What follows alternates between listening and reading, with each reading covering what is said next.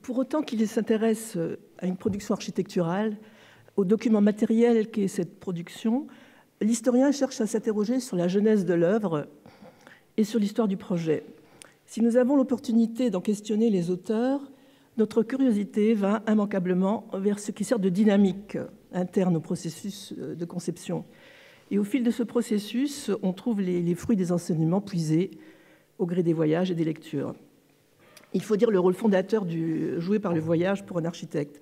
Le socle de sa culture se forme dans ses parcours initiatiques, dans ses dérives urbaines, dans ses visites méthodiques ou ses découvertes inattendues qui provoquent l'émotion ou qui engendrent le questionnement. Lorsque les architectes évoquent ces confrontations multiples aux cultures passées et présentes, ils nous disent en quoi les architectures, savantes ou populaires, les villes et les sites interrogés apportent naturellement des réponses. Posez la bonne question, disent-ils. Et Le Corbusier écrivait en 1925, dans le chapitre « Confession de l'art décoratif d'aujourd'hui », questionnez l'œuvre, elle vous répondra toujours. Mon propos donc, tente de discerner en quoi les centaines de croquis crayonnés au fil des voyages de formation du jeune Charles-Édouard Jeanneret viennent en fait nourrir le processus créatif du projet futur et soutenir son argument théorique dans ses écrits en illustrant cette jolie formule due à Maurice Bessé qui évoque une entreprise de déchiffrement du monde à la pointe du crayon. J'ajouterai à la pointe du pinceau, d'ailleurs, parce que le jeune voyageur se révèle un coloriste sensible qui s'exprime autant par le médium de l'aquarelle que par la mine graphite. Le 28 octobre 1911, Jeanneret écrivait à son professeur Les Platéniers « Pise fut ma première admiration et reste la dernière. C'est véritablement beau. » Deux dessins qui ont 4 années d'écart. Le premier, donc, fait en septembre 1907, qui représente donc une étude très attentive du dôme de Pise, minutieusement annoté, encore maladroit, mais extrêmement précis néanmoins, mais extrêmement détaillé, montre qu'il s'attache aux détails constructifs, ornementaux. Il donne aussi de très nombreuses indications de couleurs. Le second, qui date d'octobre 1911, est un croquis très succinct, très rapide, très enlevé du site, où en quelques traits, il situe les bâtiments dans l'espace, le volume du baptistère, du dôme, la longue horizontale du mur du Camposanto, et leurs relations donc mutuelles, et la perspective aussi de cette place.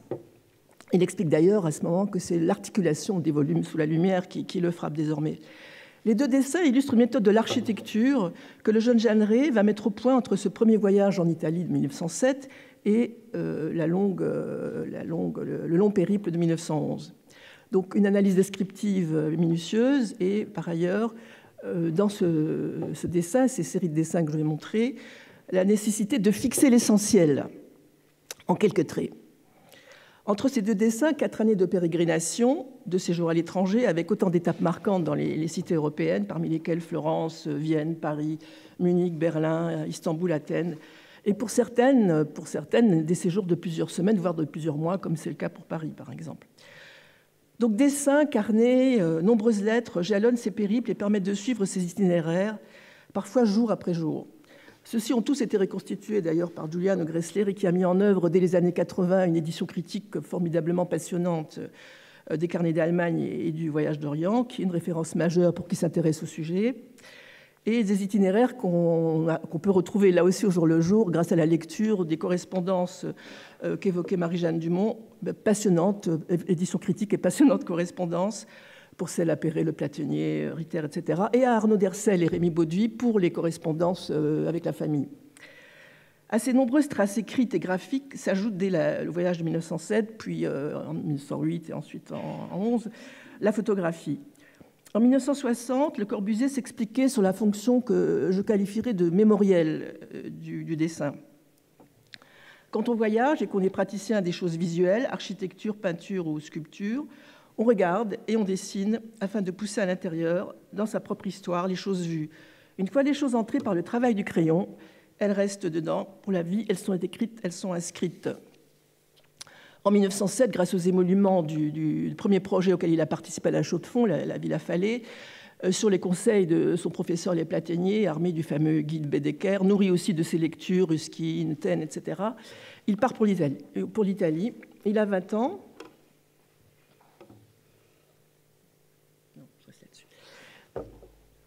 Il a 20 ans et c'est son premier voyage hors la Suisse. On sait la tradition du voyage en Italie, déjà enracinée depuis 2 siècles auprès des artistes, écrivains, intellectuels anglais, allemands, français. Mais on regarde la tradition du Grand Tour, qui privilégie Rome et le Latium, avec la Sicile et Paestum, et dont l'objet d'étude est l'Antiquité.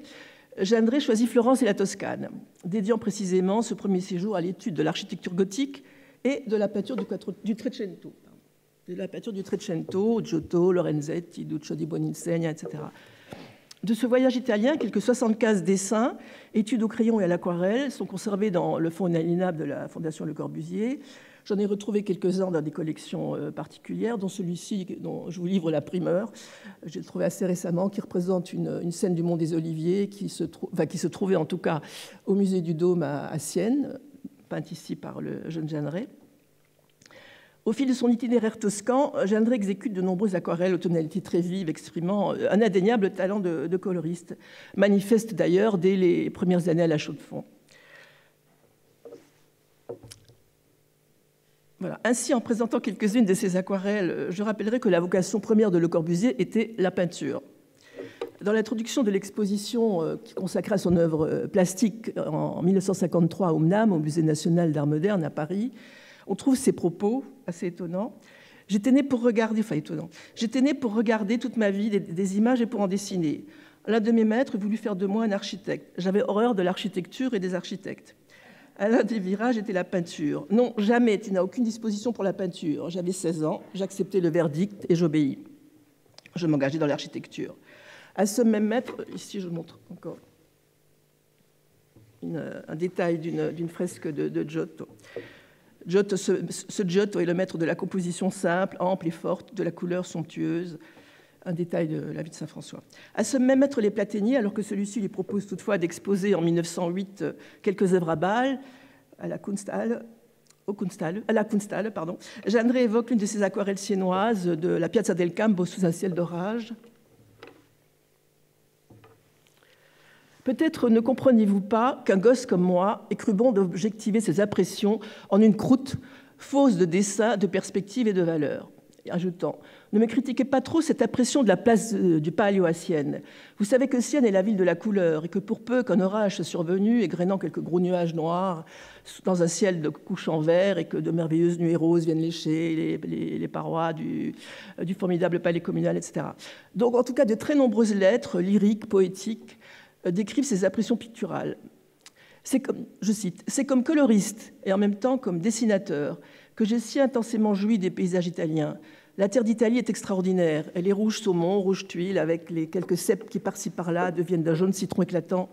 Elle forme ce que les fameux fresquistes ont rendu sur leurs murs, régale des yeux de l'imagination », écrit-il à ses parents en octobre 1907. Je montre une impression à Fiesole, où la colline est vue à travers un rideau de cyprès dans des dégradés de bleu, de vert, de rose, etc. Il s'attache ainsi en tout cas à traduire le potentiel pictural du lieu, en des touches très rapides, impressionnistes, choisissant des tonalités très intenses pour évoquer les nuances de paysage ou la couleur des matériaux, la pierre, la brique, le marbre, comme ici dans la cour du palais du Bargel, où il rend les nuances de la pierre brune dans des tons orangés et ocre qui viennent contraster avec les ombres bleutées des galeries. Une ambiance solaire aussi, solaire et dorée dans la chapelle des Espagnols à Santa Maria Novella. Un paysage vu depuis la chambre où il demeure à l'auberge de la Scala à Sienne, qui donne sur l'église San Domenico, avec là aussi quelques touches de couleurs vives qui évoquent à la fois le jardinier du premier plan, les maisons en briques roses, le chevet de l'église et le ciel d'orage. Il saisit aussi, par exemple,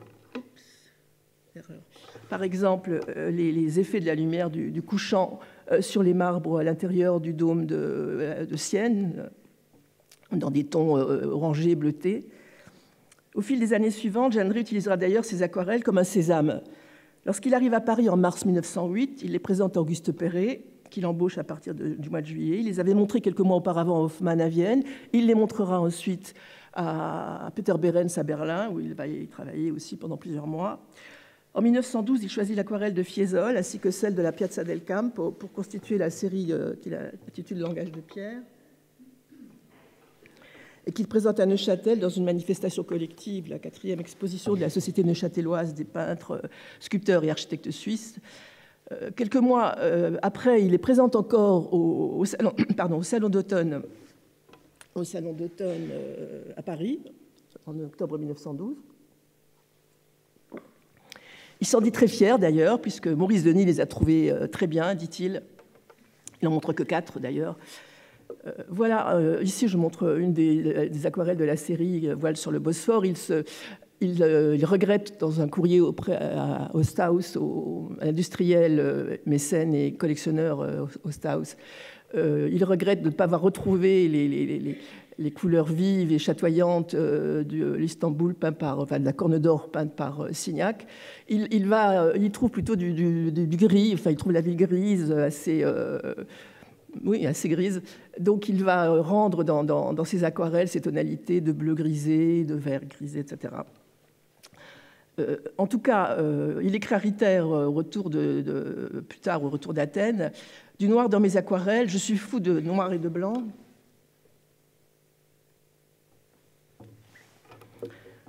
De gris sale avec de la couleur dedans. Je trouve que ça rehausse étrangement. J'ai fait un Parthénon avec du vert émeraude et du vermillon, un autre avec du vermillon et du noir, et l'autre jour, je le montre après, le temple du Jupiter avec du noir et du rose. Décidément, pardon.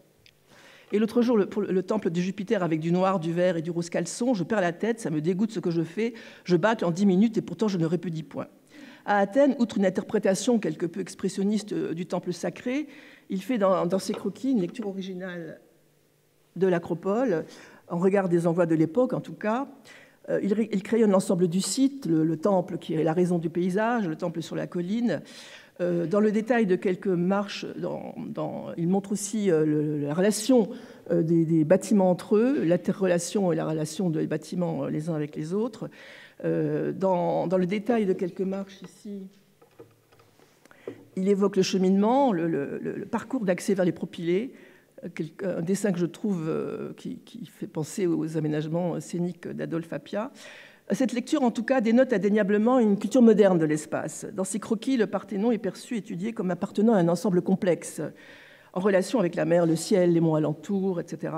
Il le peint de la sorte, d'ailleurs. Les aquarelles, comme les croquis, marquent la confrontation des volumes. La confrontation des volumes avec les horizontales et les verticales en confrontation avec les lignes organiques du paysage. Il bâcle en 10 minutes et il ne répudie pas, dit-il, en effet, car ces aquarelles, après Neuchâtel et Paris, sont encore exposées, enfin pour une part en tout cas, pour 6 d'entre elles, à Zurich au Kunsthaus. Autant d'épisodes qui montrent sa volonté de reconnaissance quant à sa vocation première.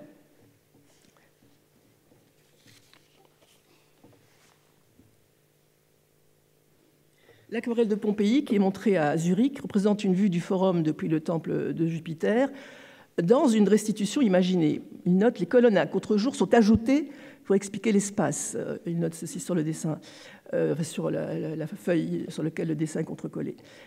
Les colonnes du portique, en fait, jouent un rôle de filtre entre le pronaos, l'espace sacré, et l'espace public du forum.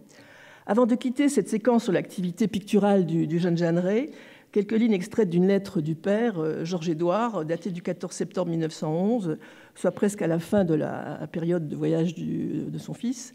Une chose qui m'étonne dans tes lettres, c'est que tu es tout sauf architecte. Peintre, coloriste, poète, sensible aux beautés de la nature, des paysages, défaillant devant les céramiques et peaux de tout genre, et on aurait peine à trouver jusqu'ici 2 ou 3 allusions aux constructions de tant de villes que tu as déjà vues. Cela étant, ses impressions et remarques sur l'architecture, il les réserve à cette date, en tout cas à son mentor William Ritter. J'en reviens au corpus des dessins italiens, qui montre une double lecture de l'architecture. Outre cette approche de coloriste qu'il revendique, une série très conséquente d'études au crayon représentant les édifices visités montre une approche basée sur cette observation rigoureuse à laquelle je faisais allusion, une analyse détaillée qui se veut objective, qui se veut mettre en forme l'accumulation d'une culture d'éléments de culture qu'il a acquis sur le terrain, in situ. Dans cette catégorie d'études sont ainsi indiqués, par exemple, les rapports entre une partie et l'ensemble, les rapports entre un élément structural et un élément structural et élément décoratif, l'indication des proportions, ici, j'y arriverai. Bon. Et puis, bien sûr, des détails, le soubassement, les colonnes galenées, etc. Ces études très minutieuses, abondamment annotées, parfois longuement commentées, s'apparentent à des relevés. Elles dénotent toutefois une liberté d'observation et d'interprétation, notamment dans les remarques ajoutées au dessin, qui est propre aux jeunes voyageurs et qui s'éloigne de la stricte restitution à la différence des emplois des beaux-arts. Par exemple, ici, je montre ici une étude de la structure de la chapelle de l'église Santa Croce, avec un détail, une petite aquarelle de détail sur le côté. Ou ici, dans l'angle de l'église en San Michel, où il donne aussi il zoome en quelque sorte sur une baie géminée avec quelques touches d'aquarelle blanche. Donc, je disais qu'il annote longuement et qu'il commente ce qu'il observe, ce qu'il remarque. Par exemple, ici, sur ce dessin, il explique toute la construction d'en bas jusqu'en haut, donc sur 4 étages, est en maçonnerie unie, avec à chaque étage une petite corniche à peine saillante, un filet.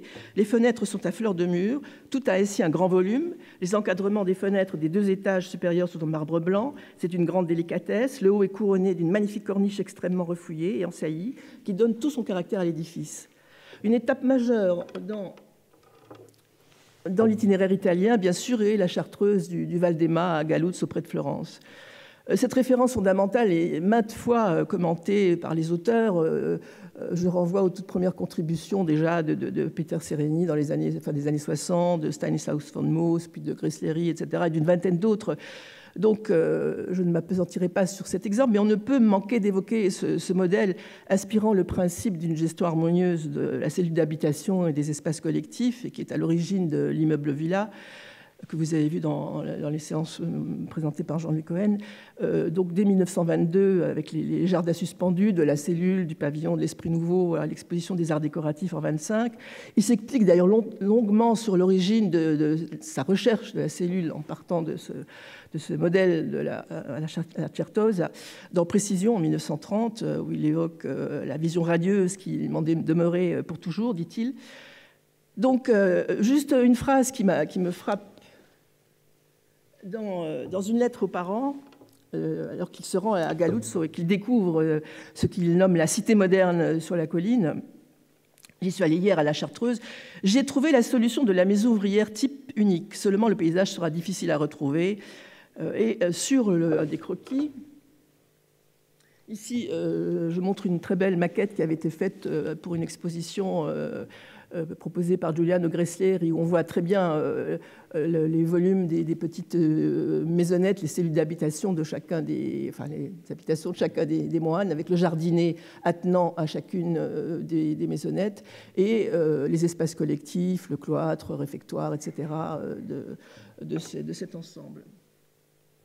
Oui, dans un croquis, donc un croquis sur carnet aussi fait en 1907, là aussi, donc c'est très étonnant qu'en 1907, alors qu'il vient faire un voyage à vocation culturelle, finalement, l'architecture gothique, la peinture du Trecento, qu'il s'intéresse, enfin qu'il ait l'intuition de ce que pourrait être la maison ouvrière type. Car sur ce petit croquis, il note s'appliquerait admirablement à des maisons ouvrières, les corps de logis étant entièrement indépendants, tranquillité patente, le grand mur pourrait cadrer la vue de la rue, vue splendide sur Florence et les Avenins. En 1911, en octobre, il revient, il repasse à la Chartreuse, au retour de son périple oriental.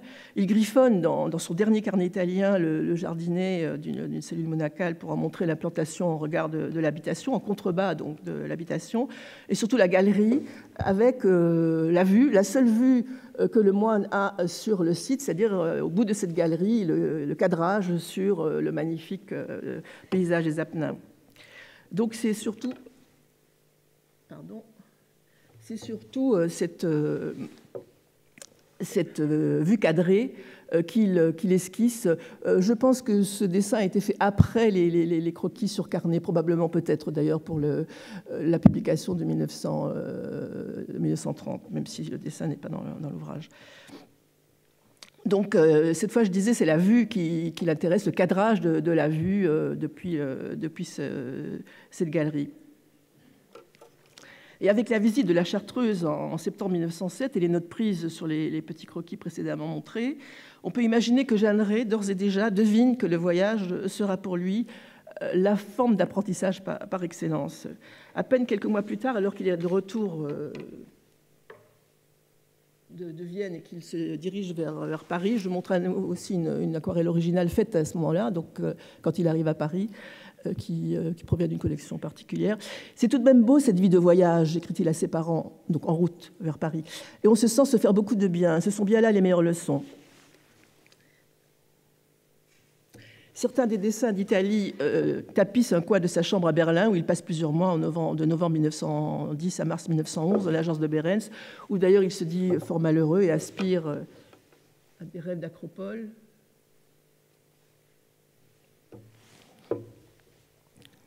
Il aspire à ces terres heureuses où blanchissent les marbres rectilignes, les colonnes verticales, les entablements parallèles à la ligne des mers.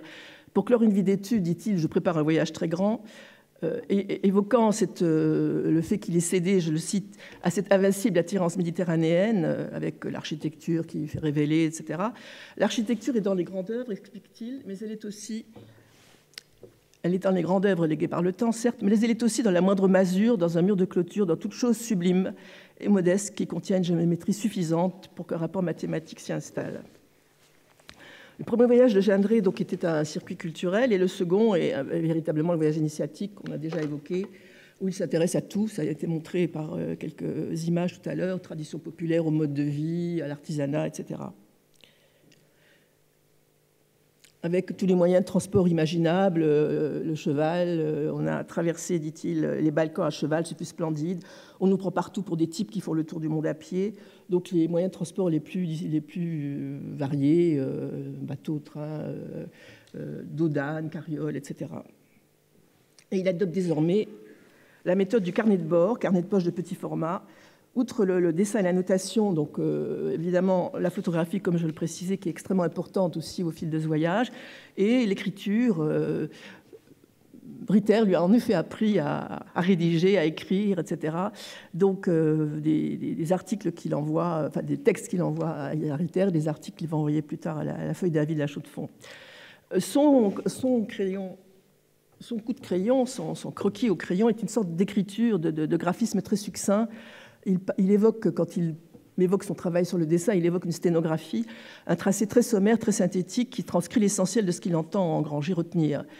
Quelques traits suffisent à donner les caractéristiques formelles, constructives, etc. On pense à Viollet-le-Duc, qui avait fait sienne cette formule « Vérifiez tout, ce qui est bon, retenez-le ».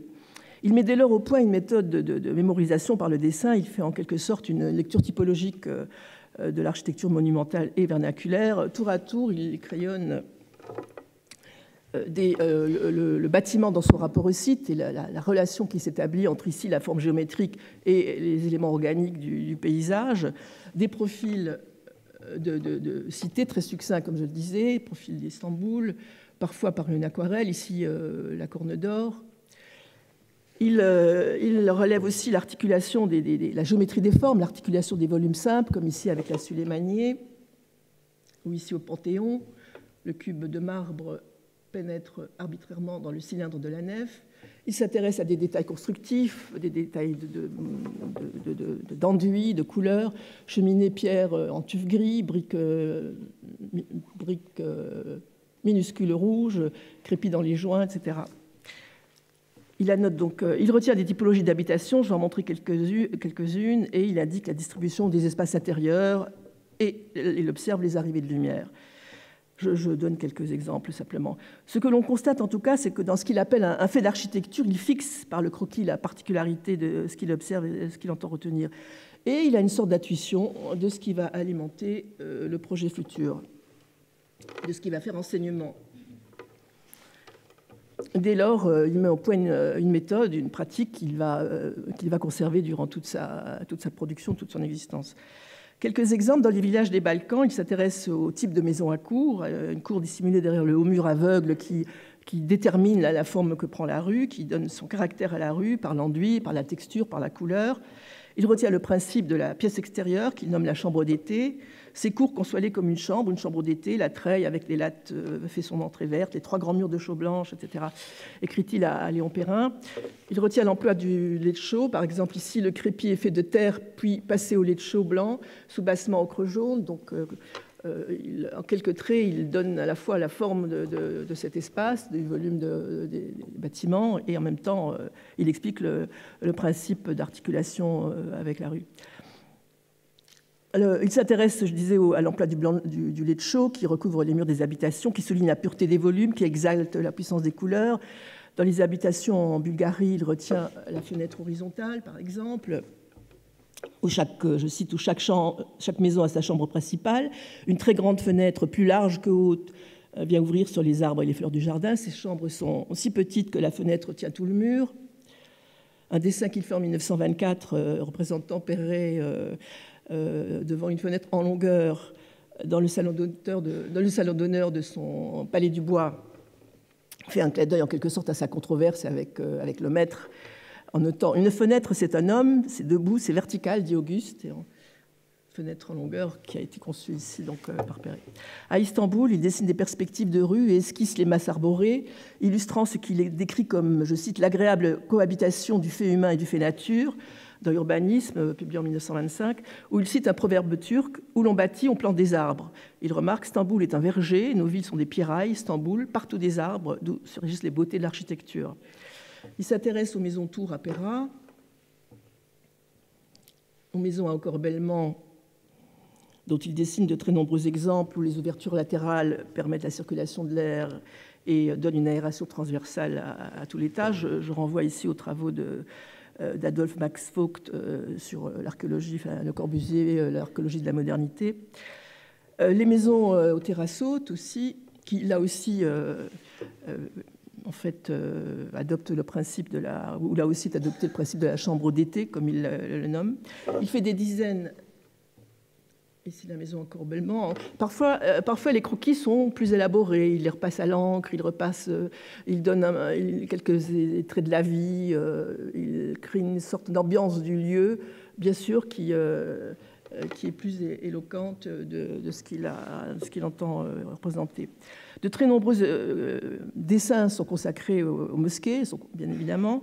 Par exemple, de très nombreux croquis sont faits de la Sulémanie, ici, qu'il représente à la fois comme une ville miniature et comme un jeu de volume simple, en disant une géométrie élémentaire. Je suis trop longue. Tout le monde a dépassé de 5 minutes.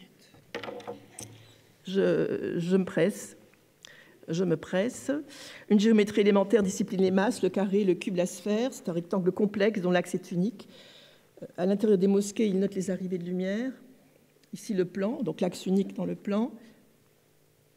Les arrivées de lumière, par exemple, ici, remarquable effet de profondeur immense à cause de l'éclairage. Sur le chemin du retour, lors de l'étape à Pompéi, il s'intéresse à l'organisation des maisons patriciennes, les dispositifs spatiaux, remarquant par exemple dans la maison du poète tragique ce qu'il nomme les désaxements subtils ou habiles aussi, qui offrent des perspectives inattendues dans l'espace intérieur. Dans la maison du Crésus, il montre par exemple une coupe qui rend les différences de niveau, donnant ainsi une perception dynamique de l'espace. Dans la maison du Diomède, il note le rapport entre les pleins et les vides des parois murales, soulignant l'importance du mur et des rapports avec la lumière. Autant d'exemples qu'il publie dans Vers une architecture et qui servent de support graphique et d'argument à son propos. Ces carnets, j'ai presque terminé, ces carnets consacrés à l'observation et à l'analyse matérialisent en quelque sorte un cheminement intellectuel qui va conduire au projet. Croquis, notes, commentaires du corpus vont alimenter les thèmes majeurs des années 20. Enfin, l'architecture qui structure le site, qui définit le site, le jeu des volumes simples, les rapports à l'espace et à la lumière, les proportions, le plan qui procède du dehors au dedans, etc. On ne dira jamais assez l'influence qu'a cet ouvrage Vers une architecture sur les jeunes générations d'architectes en Europe et ailleurs. Je ne ferai que citer l'exemple de Juan O'Gorman, qui construit la maison atelier de Diego Rivera et Frida Kahlo à Mexico en 1931. et qui raconte que lorsque l'ouvrage arrive à Mexico en 1926, il a un retentissement énorme. Dans sa biographie, il raconte qu'à l'âge de 18 ans, il le relit à plusieurs reprises. Il va y trouver bien évidemment la source de ses propres recherches. À l'issue de son parcours, dans une lettre à Ritter, il conclut une lettre très longue à Ritter du 1er novembre 1911. « J'obéissais donc à mon destin quand je quittais tout pour aller là-bas à tout prix. Je balbutie de la géométrie élémentaire avec l'avidité de savoir et de pouvoir un jour.